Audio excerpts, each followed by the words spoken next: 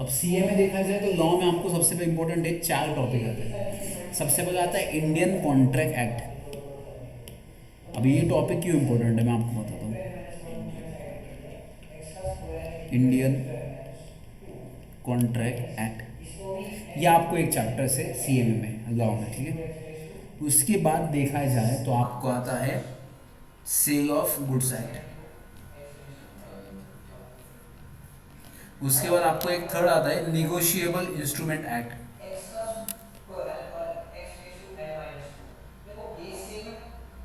उसके बाद आपको एक आता है इथिक्स।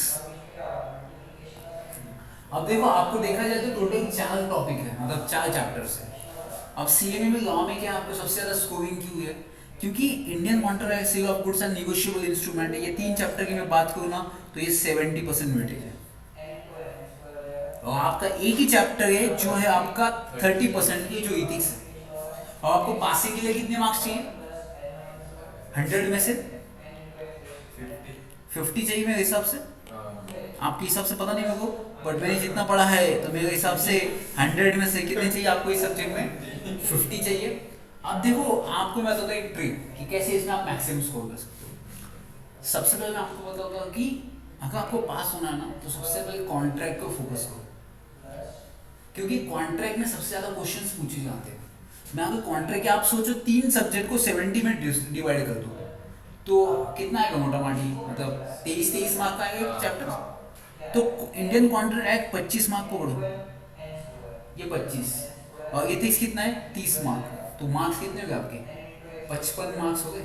मतलब आप ऑलरेडी क्या हो गए, क्वालिफाई कर चुके हो। अब इसमें क्या ऑब्जेक्टिव टाइप पैटर्न है, तो आपको स्कोर करने का ज़्यादा चांस है। अब कॉन्ट्रैक्ट एक्ट में जनरली देखा जाए तो क्या कुछ कॉन्ट्रैक्ट मतलब क्या होता है, जनरली अपन डिटेल में पढ़ेंगे, बट जनरली क्या होता है कि मैं आपको ऑफर दे रहा हूँ, आप एक्सेप्ट कर रहे हो, आप कौन हो, मैं कौन हूँ, उसके बाद एग्रीमेंट करना पड़ता है, फिर वो रजिस्टर करना पड़ता है। वैसा नहीं हुआ तो मेरे पास राइट क्या है, मैंने अगर गुड्स आपको दी है तो आपके पास, मेरे पास राइट क्या है, मैं पैसे मांग सकता हूँ क्या, डैमेजेस मांग सकता हूँ क्या, या मैं आपके ऊपर सीव कर सकता हूँ क्या, ये सब किस में देखा जाता है? तो इंडियन कॉन्ट्रैक्ट एक्ट में देखा जाए। इसमें बहुत बेसिक क्वेश्चंस पूछे जाते हैं, बट इसके लिए सबसे पहले कंसेप्चुअल क्लियर होना बहुत इंपॉर्टेंट होता है। अब इथिक्स में क्या है, जनरली मैं आपको सिंपल वर्ड बताता हूँ, इथिक्स स्कोरिंग क्यों है? क्योंकि इथिक्स क्या है, देखो इथिक्स बुक्स में पढ़ने से अच्छा, मैं हमेशा कहता हूँ ना जब भी बच्चों को पढ़ाए ना, कि इथिक्स क्या है, कुछ नहीं होता। Ethics is a character, right या रॉन्ग, गलत है या सही है, ये इथिक्स है। अब मेरे हिसाब से मुझे एक बात बताओ, क्लास में फैन चल रहे हैं, कोई नहीं बैठा है, मैं बाजू वाले क्लासरूम में से देख रहा हूँ कि फैन चल रहे हैं, मेरा एथिक्स कहता है कि नहीं बंद करना चाहिए, मेरे को क्या जाता उसमें, ये मेरा एथिक्स है। किसी का एथिक्स होगा, अरे नहीं मैं बंद करना चाहिए, क्यों कोई नहीं बैठा तो सेविंग हो जाएगा, ये किसी और का एथिक्स है। तो एथिक्स में भी डिफरेंट हो सकता है, सबका सेम नहीं हो सकता। तो एथिक्स के लिए कोई पनिशमेंट नहीं है, मैंने लाइट नहीं बंद की तो मुझे मर्डर फांसी दोगे, ऐसा कुछ नहीं है। तो एथिक्स एकदम फ्री है, फ्लेक्सिबल है, आप जैसे चाहे वैसे उसको अडॉप्ट कर सकते हो, ये कोई रूल्स रेगुलेशंस नहीं है। तो वो एथिक्स आपको 30 मार्क का आता है जनरली, और एग्जाम में आपका एथिक्स चेक किया जाता है कि आपका एथिक्स क्या है। वो आपको सिचुएशन देंगे, कोई ऑब्जेक्टिव क्वेश्चंस देंगे कि मार्केटिंग में एथिक्स क्या है, फेयर मार्केटिंग करनी चाहिए या अनफेयर करनी चाहिए, या माल प्रैक्टिस करनी चाहिए, या स्मगलिंग करनी चाहिए, ऐसे ऑप्शंस आपको देंगे। तो आपका एथिक्स क्या है, आप ऐसा मत सोचो अगर मेरे पैसे कमाना चाहिए तो स्मगलिंग करता हूँ मैं, ये ऑप्शन आप चूज नहीं कर सकते। आप हमेशा भले अंदर से अपना ब्लैक मनी अपने को करना है, बट बाहर से आंसर फेयर आना चाहिए।